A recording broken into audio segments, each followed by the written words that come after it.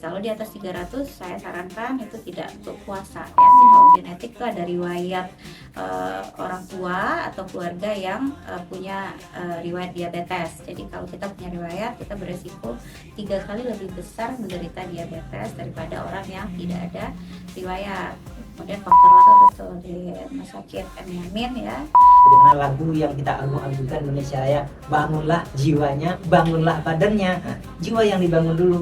Benar adanya, Rasulullah juga tegaskan dalam hadis kursi firman Allah, kalau sudah mulai ada tanda-tanda seperti tadi langsung ke rumah sakit sebaiknya cek ya. Betul, kalau ada. Selamat datang di podcast RSM-nya. Kami siap memberikan informasi edukasi kesehatan dengan cepat, ramah dan melayani. Kami berkomitmen untuk memberikan informasi pelayanan kesehatan yang terbaik, sehat dan berkualitas. Itu yang kami tawarkan dengan pelayanan yang cepat, ramah dan melayani.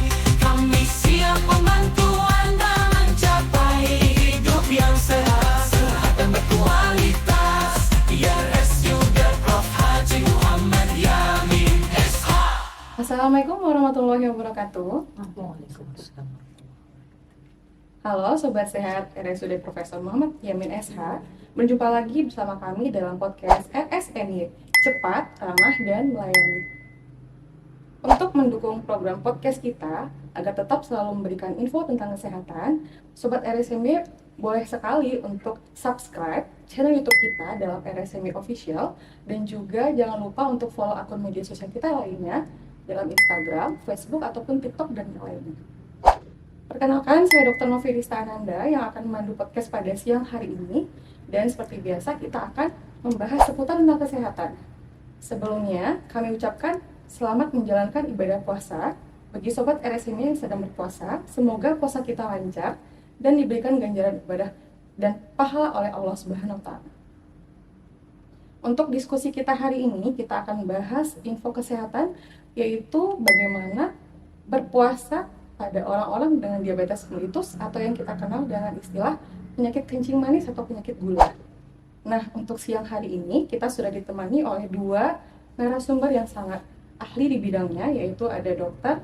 Monika Sari, spesialis penyakit dalam. Bagaimana kabarnya hari ini, Dok? Alhamdulillah, kabar baik Dr. Novi. Dan sudah ada juga bersama kita itu Pak Ustadz Lukmanul Hakim, bagian kerohanian RSUD Profesor Muhammad Yamin SH. Selamat siang Pak, bagaimana kabarnya Pak Ustadz? Alhamdulillah sehat, siang kembali, alhamdulillah semangat luar biasa, Allah Akbar. Alhamdulillah, sangat luar biasa. Nah, mungkin langsung saja kita akan sharing-sharing terlebih dahulu pada Dr. Monik. Dok, mungkin kita pengen tahu nih Dok, penyakit diabetes mellitus atau kencing manis itu seperti apa ya Dok? Oke, baik. Terima kasih Dr. Novi. Mungkin kita semua udah banyak yang tahu ya apa itu diabetes. Diabetes itu adalah penyakit metabolik yang bersifat kronik di mana sudah terjadi resistensi insulin ya, dan kalau kita cek gula darahnya itu didapatkan gula darah puasa di atas 126 dan gula darah 2 jam setelah makan di atas 200. Nah, itu biasanya dia timbul dengan gejala, ada trias klasiknya itu ya Dr. Novi, yang kita udah tahu semua ya. Ada polifagi atau lapar-lapar, polidipsi atau buang air kecil sering, haus-haus, poliuri atau buang air kecil yang sering. Ditambah juga dengan penurunan berat badan yang tidak jelas apa penyebabnya, lebih kurang 10%. Nah, berarti sebelumnya kan kita juga bisa menilai sendiri ya Dok ya, apakah ada gejala ini dalam tubuh kita. Nah, mungkin untuk memastikannya lebih baik kita periksakan ya Dok ya. Iya, Di betul RSMY sekali. juga sangat lengkap pemeriksaannya. Iya, iya, betul-betul di Rumah Sakit M. Yamin ya. Itu sudah bisa kita periksa, kita screening ya, kita periksa kalau seandainya kita ada faktor resiko ya, seperti apakah itu faktor genetik ya. Kalau genetik itu ada riwayat orang tua atau keluarga yang punya riwayat diabetes. Jadi kalau kita punya riwayat, kita beresiko 3 kali lebih besar menderita diabetes daripada orang yang tidak ada riwayat. Kemudian faktor lain ya seperti inactivity ya, kurang gerak ya. Ditambah dengan pola makan kita yang agak akhir-akhir ini tinggi gula ya, banyak sekali makanan-makanan yang digemari, makanan-makanan yang tinggi gula, tinggi lemak, sehingga bisa pada akhirnya bisa menyebabkan kita jatuh ke diabetes ya. Baik, Dokter Meli. Berarti apakah jika kita sudah didiagnosis dengan diabetes itu boleh berpuasa, Dok? Nah, ini pertanyaan yang menarik yang sering sekali ditanyakan sama pasien-pasien ya, Dokter Novi. Nah, memang betul ada beberapa hal yang harus kita perhatikan ketika pasien diabetes ingin berpuasa.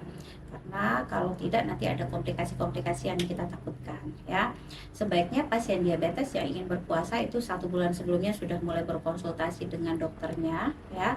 Nah, untuk edukasi tentang bagaimana pola makan, karena pada bulan puasa kita tahu makanan kita secara fisiologis dia berubah ya. Kita lebih banyak makan malam hari, dan pada siang hari yang biasa kita makan kita menjadi tidak makan, sehingga bisa ada komplikasi hipoglikemi nanti kalau seandainya tidak ada. Kapan pasien diabetes itu bisa berpuasa ya? Pada keadaan-keadaan pasien gula yang sudah stabil gula darahnya, Dokter Novi. Kapan yang dikatakan stabil? Jika pasien berada di antara 70 dan sampai 300. Kalau pasien gula darahnya sudah di bawah 70 itu tidak boleh berpuasa. Begitu juga dengan gula darah di atas 300, itu harus tidak boleh berpuasa. Dan secara agama mungkin nanti Pak Ustadz nanti akan menjelaskan ya Pak, boleh ya Pak ya Siap, itu siap. ya. Oke deh. Baik, terima kasih pada Dokter Meli. Jadi sebetulnya boleh berpuasa pada saat gula darah kita tetap Stabil, stabil. terkontrol atau stabil ya. Tadi saya mendapati info bahwa penyebab salah satu diabetes itu adalah pola makan ataupun pola aktivitas yang kurang sehat gitu ya, Dok. Betul. Mungkin kita pengen tahu nih dari segi Islamnya dulu seperti apa gitu pada Pak Ustadz Lukman. Jadi bagaimana sih sebetulnya Rasulullah itu mencontohkan kita untuk beraktivitas ataupun untuk tidak berlebihan saat makan, itu bagaimana ya Pak Ustadz Lukman? Silakan Pak Ustadz. Terima kasih banyak Bu Dokter Dian. Jadi di sini Allah telah tegaskan sesuai dengan firman Allah, "Faman kana minkum maridan aw 'ala safarin fa'iddatun min ayyamin ukhra." Jika seandainya kamu itu dalam keadaan sakit, maka boleh kita berbuka atau tidak berpuasa. Di sini saya memahami bahwasanya manusia itulah sungguh luar biasa. Laqad khalaqal insana fi ahsani taqwim. Dengan kesempurnaan itu Allah berikan pada diri manusia itu banyak hal, dengan cara beribadah, dengan cara mensyukuri nikmat Allah. Jadi dalam surah Al-Maidah ayat 3 itu dijelaskan oleh Allah, al-yauma akmaltu lakum dinukum. Nah, jadi di satu sisi sempurna, ajaran Islam itu sempurna. Kalau kita ingin selamat ya Islam. Islam ingin selamat, laksanakan ajaran Muhammad. Apa Islam itu? Ya Islam lagi. Islam lagi apa? Isya, subuh, lohor, asar, dan maghrib. Jadi di sini semua aktivitas yang diajarkan Rasulullah itu adalah merupakan kesehatan. Nabi selalu menjaga waktu. Nabi itu tidurnya dijaga, kemudian makannya pun Nabi dijaga, istirahat pun Nabi dijaga. Kalau kita kan makan kita dengan makan Rasulullah itu berbeda. Kalau Rasulullah sedikit makan, kalau kita sedikit makan, sedikit makan. Mudah lapar. Mudah lapar. Jadi tidak stabil gulanya sebagaimana tadi. Kan makan Nabi dan kan tidur Nabi itu ada waktu kailulah namanya, waktu untuk istirahat. Dan kemudian Nabi itu luar biasa waktu tidurnya, dan istirahat pun Nabi dijaganya. Kan Nabi itu selalu menjaga fisiknya, dengan bagaimana seperti yang melaksanakan seperti sholat, jiwanya, fisiknya itu kan seperti jiwa, seperti bagaimana raganya. Makanan sehat itu kan ada 4 sehat 5 sempurna, dan jiwa itu kan makanan rohani. Sebagaimana lagu yang kita agung-agungkan Indonesia Raya, bangunlah jiwanya, bangunlah badannya. Jiwa yang dibangun dulu. Benar adanya Rasulullah juga tegaskan dalam hadis kursi, firman Allah, "Ana 'inda dzanni 'abdi bi." Sesungguhnya Allah itu bersertaan sangkaan hambanya terhadap dirinya. Kalau kita bersangkaan terhadap diri kita sakit, maka sakitlah kita. Ungkapkan dengan diri kita sehat-sehat, maka sehatlah kita, insyaallah kita sehat. Baik, terima kasih Pak Ustadz Lukman. Berarti kita jangan takut untuk berpuasa ya Sobat RSM ya.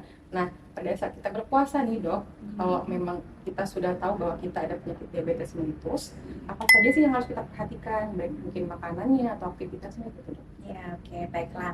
Ya, ini memang hal yang harus kita perhatikan, Dokter Novi ya. Yang pertama makanan ya. Pada saat sahur ya, makalah makanan yang tetap menjaga energi kita cukup sampai berbuka nanti ya, apa saja itu.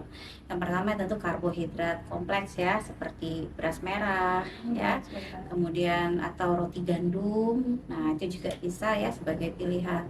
Kemudian protein ya, seperti ikan ya, seperti ayam, dada ayam mungkin ya, kemudian tahu, tempe ataupun telur. Kemudian apalagi yang ketiga lemak ya, lemak baik ya, itu masih bisa, tetapi jangan lemak yang tidak baik ya. Nah, itu harus kita hindari.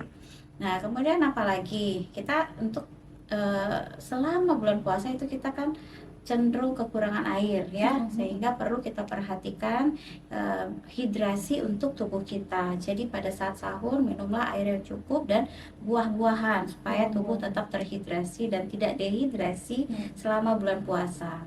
Ya, itu dia karbohidrat untuk protein, untuk energi. Protein juga mencegah terjadinya lapar nanti ya, pada saat sore kan sudah terjadi pemecahan gluconeogenesis ya, dari lipid, protein dan mineral serta buah-buahan.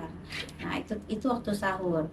Nah, pada saat berbuka yang harus kita perhatikan, nah ini kan biasanya ini kebanyakan kita kalau sudah berbuka langsung masuk semua, Kalap gitu. kalap gitu ya. Nah, ini mungkin tidak untuk pasien diabetes pun, kita yang tidak diabetes pun juga kurang sehat ya, apalagi untuk pasien diabetes. Jadi pada pasien diabetes ya boleh makanlah dengan memulai dengan mungkin makanan seperti kurma ya. Kurma itu selain tinggi kalori, dia juga sesuai sunnah Rasulullah ya Pak Ustadz. Ya, dia bisa memulihkan energi kita yang sudah habis selama bulan puasa, selama seharian puasa. Ya, ditambah dengan protein ya, tapi itu kita jeda, itu jangan sekali makan. Mungkin pada saat kita berbuka, kita makan kurma dulu, kita minum supaya tubuh kita terhidrasi dan juga buah. Nah, setelah itu kita sholat. Nah, setelah sholat baru kita mulai makan makanan utama ya. Dan buat pasien-pasien diabetes jangan lupa minum obat juga ya. Nah, jangan lupa tetap minum obat, karena kalau kita tidak minum obat tentu akan terjadi lonjakan gula yang luar biasa ya. Seperti itu. Nah dok, berhubung kita bahas obat nih, banyak sih pasien-pasien yang nanya, misal obatnya kan ada yang diminum 3 kali sehari, ada yang 2 kali sehari. Nah padahal kita nggak pengen nih puasanya terganggu, itu gimana ya dok, bagusnya minum obatnya gitu? Ya, itu perlu kita perhatikan Dokter Novi, karena kalau tidak itu bisa mengakibatkan komplikasi ya, seperti hipoglikemi. Nah, obat-obat biasanya ya seperti metformin ya, yang sudah sering pada pasien-pasien dengan gula darah yang frekuensinya udah 2 kali, mungkin tidak ada penyesuaian dosis ya. Tapi untuk golongan sulfonil urea ya, seperti glimepirid, pada konsumsi atau frekuensi obat yang diresepkan 1 kali, mungkin bisa dimakan saat berbuka, pada saat makan utama ya, bersamaan dengan makanan utama, sebelum makan utama. Tapi kalau seandainya ada yang sudah diberikan 2 kali juga sehari seperti itu, nah itu perlu penyesuaian dosis. Mungkin pada saat pagi hari sahur maksudnya pagi hari itu dosisnya dikurangi ya, seperti itu supaya tidak ada gangguan ya. Nah, ada lagi obat contohnya kayak DPP-4 inhibitor ya. Nah, itu bisa diminum 2 kali sehari, atau kalau sekali sehari itu diminum pada saat berbuka. Ya. Berarti jangan takut puasanya batal kalau Iya. 3 kali sehari, Iya. berarti pada saat sahur, berbuka sama Iya, sebelum ada satu lagi insulin ya. Iya. Kalau insulin itu pada pasien-pasien yang menggunakan short acting insulin ya, itu biasa kan 3 kali sebelum makan. Nah, itu kalau 3 kali jadi 2 kali ya. Nah, kalau 2 kali paginya mungkin kita adakan penyesuaian dosis, karena kita sahur tentu makannya biasanya tidak sebanyak saat berbuka. Jadi ada penyesuaian dosis. Jadi segera konsultasikan dengan dokternya ya, seberapa bagusnya dosisnya. Itu kan kita lihat dari kadar gula darah. Kalau saya biasanya sebulan sebelum itu udah saya lihat itu gimana kira-kira gula darah pasien ini gitu ya. Kalau seandainya dia sudah baik, bisa saja nanti kita suntiknya hanya pada saat berbuka saja, itu bisa saja kan. Nah, atau kalau seandainya masih tinggi, perlu kita lakukan penyesuaian dosis supaya pasien itu gula darahnya tetap stabil pada saat bulan puasa. Ya. Baik, terima kasih pada Dokter Monik. Iya, Jadi ya sama-sama. disesuaikan bagaimana kita minum obatnya ya dokter. Ya. Pada saat berbukakah atau pada saat sahur gitu ya sobat thalassemia ya. Nah, mungkin kan selain kita menyesuaikan buka makanannya, menyesuaikan obatnya, kita kan juga dianjurkan pada saat bulan Ramadan itu banyak aktivitas seperti sholat tarawih ya dok Iya, ya. betul. Nah, sebetulnya kan sholat tarawih ini kan juga mengganti aktivitas kita ya Pak Lukman ya. Iya. Apakah sholat tarawih ini juga mempunyai keutamaan gitu Pak? Apakah dapat membantu kita untuk mengurangi resiko penyakit diabetes mellitus dan itu juga bagaimana kita melihat dalam Islam? Mungkin pertama saya tanya dulu kepada Dokter Monik. Bagus nggak dok kalau kita sholat tarawihnya itu semakin banyak kita ibadah sholat, apakah semakin baik untuk kita yang sedang Iya. mengalami penyakit diabetes Benar, mellitus? benar Dokter Novi, itu sesuai dengan sebenarnya dengan pola pengobatan diabetes itu sendiri ya. Jadi selain kita mengatur pola makan, kita juga tetap harus ada melakukan aktivitas fisik.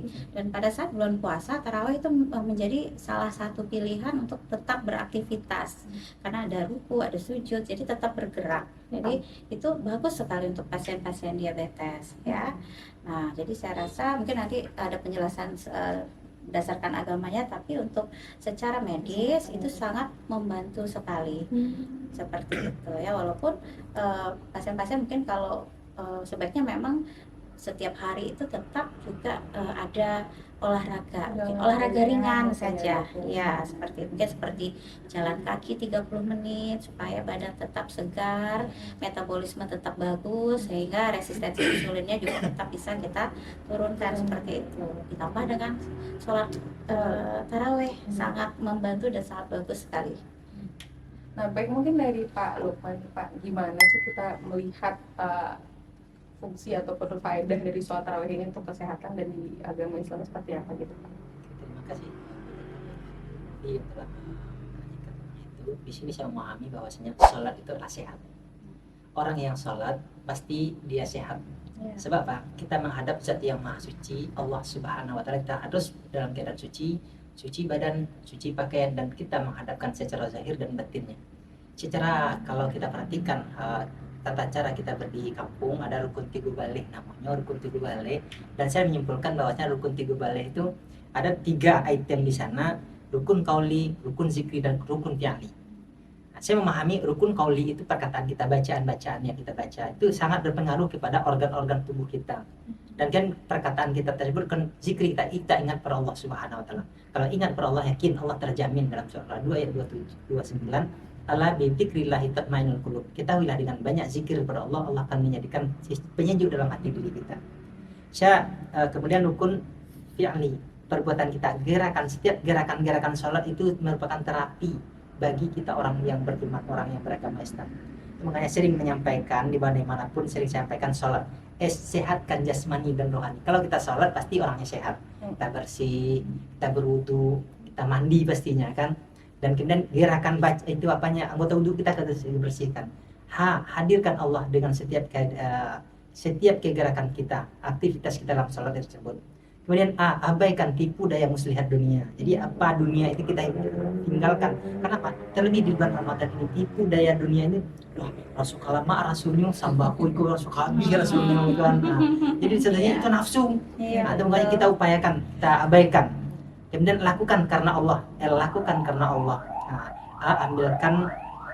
Hadirkan Allah dalam setiap rutinitas kita. Insya Allah orang-orang apapun kondisi sakit kita, apapun kondisi kita, insya Allah kita akan menjadi sehat di hadapan Allah Subhanahu Wa Taala. Berarti sangat banyak ya manfaat sholat itu, selain untuk kesehatan juga ternyata juga sangat memudahkan kita untuk terhindar dari penyakit gitu. Iya. Sebab dalam itu dokter Rasulullah yaitu perut kita itu sumber penyakit. Itu makanya perut itu dibagi kepada 3, yang isi untuk makanan, air, dan kemudian diisi dengan oksigen. Aku lah kanyang hangi hasil nyembar parinya lah. Nggak tahu sholat tarawih ada ala latih alangan tuh kendor sekali otot selalunya atau alangan tua. Itu makanya dalam sholat itu dokter sahabat RSMY yang dirahmati Allah, kiblat kita itu ada 3 dalam sholat. Kiblat mata kita, kiblat hadapan kita, kemudian kiblat hati kita kepada Allah Subhanahu Wa Taala. Mata kita tempat sujud yang kita perhatikan, tidak boleh matanya liar dalam sholat. Nah, hadapan kita ialah ke Ka'bah, misalnya Ka'bah tempat kita arah kiblat kita. Dan kiblat hati kita ingat pada Allah Subhanahu wa taala. Ingat Allah Subhanahu wa taala. Baik, terima kasih Pak Ustadz Lukman. Nah, mungkin saya kembali lagi nih kepada Dokter Monik.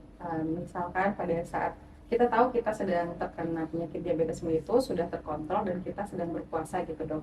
Pada saat-saat bagaimana kita sebaiknya tidak melanjutkan puasa kita, mungkin ditakutkan akan berbahaya gitu dok, akan mungkin kita udah mulai lemas atau gimana gitu dok. Iya. Jadi kita perhatikan gimana? Ya, itu jadi ada beberapa keadaan ya Dokter Novia yang harus kita tahu nih, kita waspadai yang bisa jadi komplikasi dari diabetes ya saat berpuasa ya. Yang pertama itu hipoglikemi atau penurunan gula darah yang sangat banyak ya, dimana gula darah di bawah 70 biasanya ditandai dengan tangan gemetar, keringat dingin, pusing ya, bahkan sampai terjadi penurunan kesadaran. Nah, pada saat itu pasien diwajibkan untuk tidak berpuasa dan segera mengkonsumsi makanan ya, membatalkan puasa dengan makanan-makanan yang manis ya atau air gula. Nah, kalau seandainya masih terjadi keadaannya lebih berat, itu harus segera ke rumah sakit ya untuk mendapatkan penanganan lebih lanjut. Yang kedua itu keadaan hiperglikemi ya. Keadaan hiperglikemi ini biasanya kita haus-haus, lapar-lapar ya, lemes, letih seperti itu ya, kadang bingung gitu ya. Nah, ini kita juga harus waspadai. Kalau di atas 300 saya sarankan itu tidak untuk puasa ya, tidak boleh berpuasa.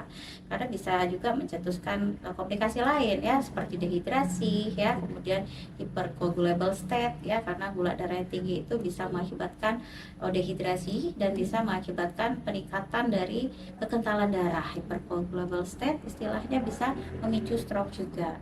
Dan yang kita takutkan lagi yang lain seperti ketoasidosis ya, yang berbahaya untuk pasien. Jadi itu yang harus kita waspadai. Pasien harus tahu ya, dokter akan mengedukasi dan pasien harus mengingat-ingat itu supaya nanti dia bisa merasakan ini kira-kira saya pada keadaan apa ya gitu, seperti itu dokter.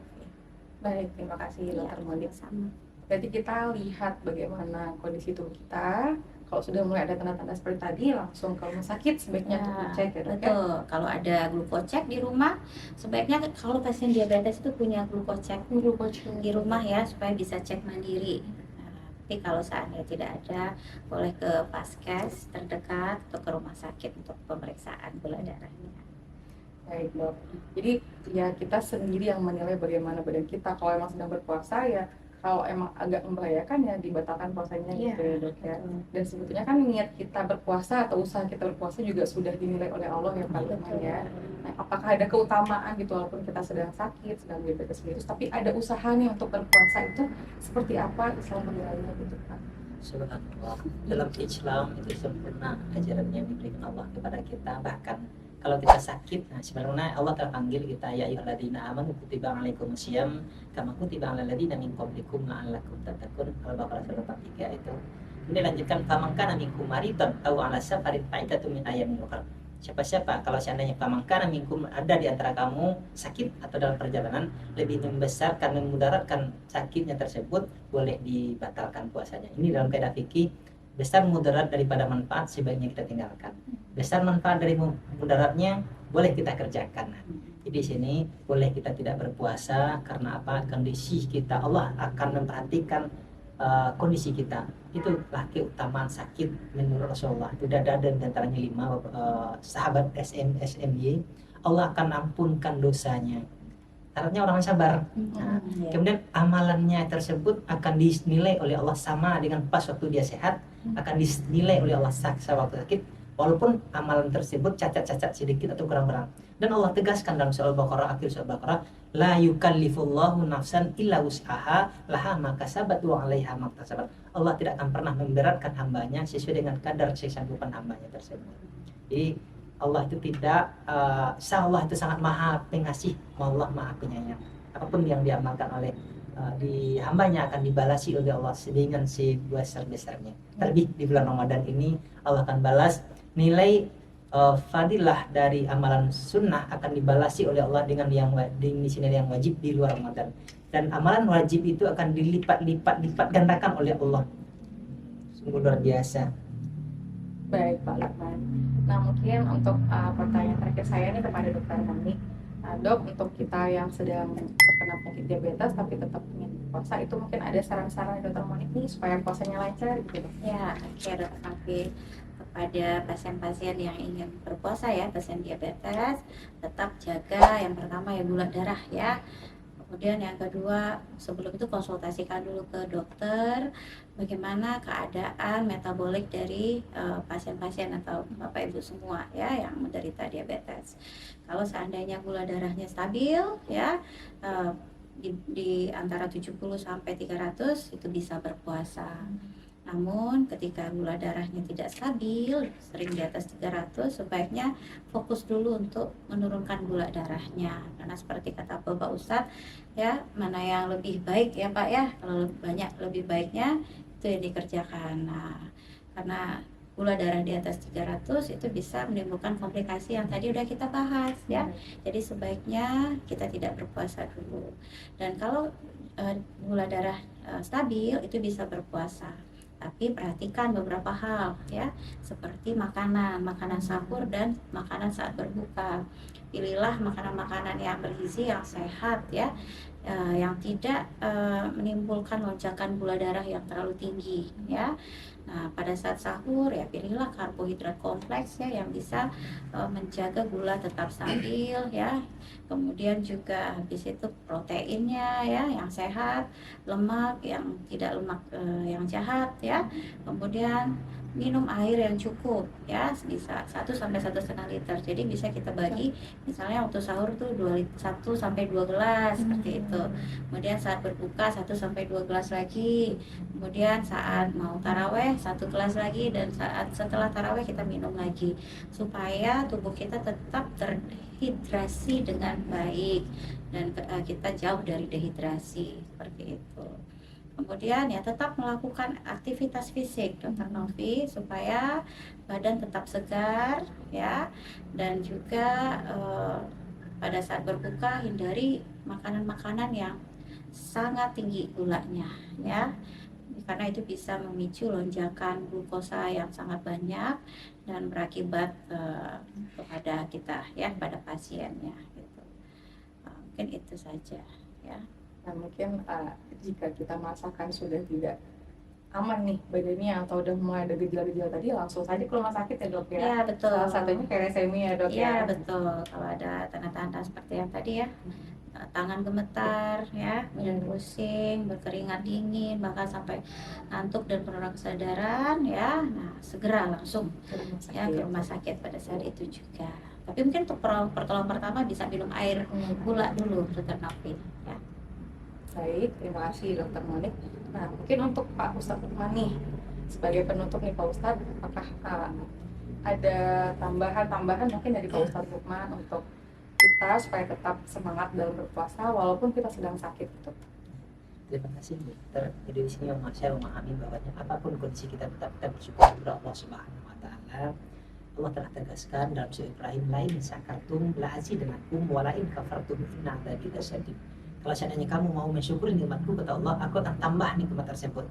Dan kalau seandainya kamu mengkafirkan atau kafar terhadap nikmatku, kata Allah, inna adzabi lasyadid, sesungguhnya azabku sangatlah pedih. Bisa jadi dengan kondisi seperti itu akan burukkan kondisi sakitnya. Tapi kita dengan bersyukur kepada Allah Subhanahu Wa Taala, Allah sehatkan dengan tidak disangka-sangka. Yakin di momen Ramadan ini Allah telah tegaskan, wa may yattaqillaha yaj'al lahu makhrajan wa yarzuqhu min haitsu la yahtasib.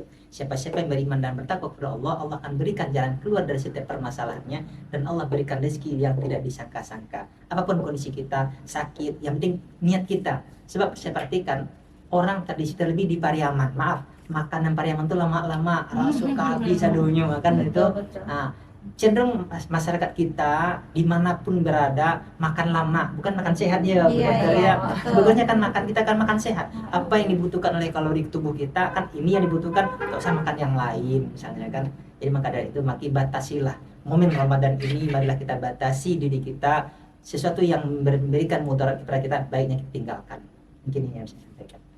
Baik, terima kasih pada Pak Ustadz Lukman. Jadi memang sudah banyak sekali info yang kita dapatkan pada siang hari ini ya Sobat RSMY. Namun jika Sobat RSMY masih ada pertanyaan-pertanyaan yang belum terpecahkan, boleh silahkan komen saja di bagian kolom komentar. Nanti akan kita bahas, ataupun nanti ada topik-topik lain yang ingin dibahas, nanti kita akan pertimbangkan untuk kita bahas pada podcast selanjutnya. Nah, sebelumnya saya ucapkan terima kasih kembali nih kepada Dr. Monik dan pada Pak Ustadz Lukman. Semoga ibadah kita lancar puasanya ya, Dok ya. Amin. Nah, akhir kata kami tutup podcast hari ini. Terima kasih atas partisipasinya, dan kami tutup dengan assalamualaikum warahmatullahi wabarakatuh. Sampai jumpa. Informasi pelayanan